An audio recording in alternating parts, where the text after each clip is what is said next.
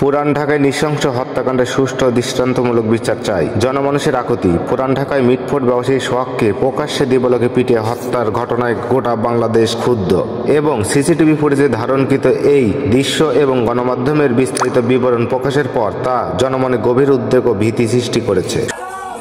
ঘটনাটি ৯ জুলাই গেল বুধবারের। সিসি ক্যামেরা আর মোবাইলে ধারণকৃত ফুটেজে উঠে আসে কতটা নৃশংসভাবে একজন মানুষকে হত্যা করা যায়। শত শত মানুষের চোখের সামনে একজন মানুষকে এমন নির্মমভাবে পিটিয়ে হত্যা করা হবে আর কেউ তাকে বাঁচাতে এগিয়ে আসবে না, এমন ঘটনা আমাদের সমাজের নৈতিক অবক্ষয় এবং বিচারহীনতার ভয়াবহ চিত্র তুলে ধরে।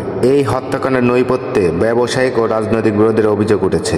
অভিযুক্তদের মধ্যে যুবদল, স্বেচ্ছাসেবক দল এবং ছাত্র দলের সদস্যরা জড়িত থাকার বিষয়টি প্রকাশিত হওয়ার রাজনৈতিক সংশ্লিষ্টতার বিষয়টি আরও স্পষ্ট হয়েছে। যদিও সংশ্লিষ্ট রাজনৈতিক দলগুলো তাদের বিরুদ্ধে ব্যবস্থা নিয়েছে, তবুও জনমনের তীব্র প্রশ্ন, এমন জঘন্য অপরাধের ক্ষেত্রে কেবল দলীয় বহিষ্কারই কি যথেষ্ট? এই অপরাধীদের সর্বোচ্চ শাস্তি নিশ্চিত না হলে সমাজে আইনের প্রতি মানুষের আস্থা ফিরবে না।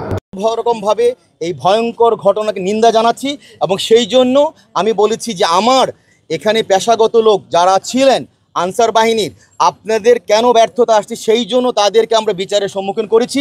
জনমানুষের দাবি দৃষ্টান্তমূলক শাস্তি এবং প্রকাশ্যে মৃত্যুদণ্ড কার্যকর করা হোক। আমরা বাংলাদেশের সাধারণ জনগণ দৃঢ়ভাবে বিশ্বাস করি আইনের শাসন প্রতিষ্ঠা এবং বিচারহীনতার অন্ধকার থেকে বেরিয়ে আসার জন্য এই হত্যাকাণ্ডের সুষ্ঠু ও দৃষ্টান্তমূলক বিচার অপরিহার্য।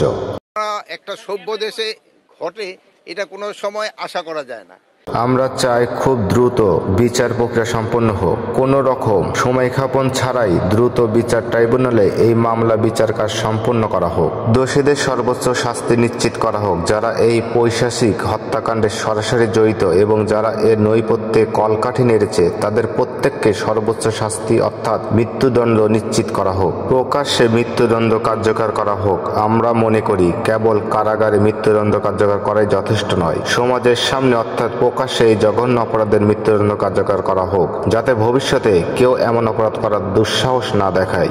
এটি দৃষ্টান্তমূলক শাস্তি হিসেবে কাজ করবে এবং অপরাধ প্রবণতা কমাতে সহায়ক হবে। রাজনৈতিক প্রভাবমুক্ত বিচার প্রক্রিয়া যেন কোনো প্রকার রাজনৈতিক প্রভাব বা হস্তক্ষেপ দ্বারা প্রভাবিত না হয় সেদিকে বিশেষ নজর রাখা হোক। সাধারণ মানুষের নিরাপত্তা নিশ্চিত করা হোক।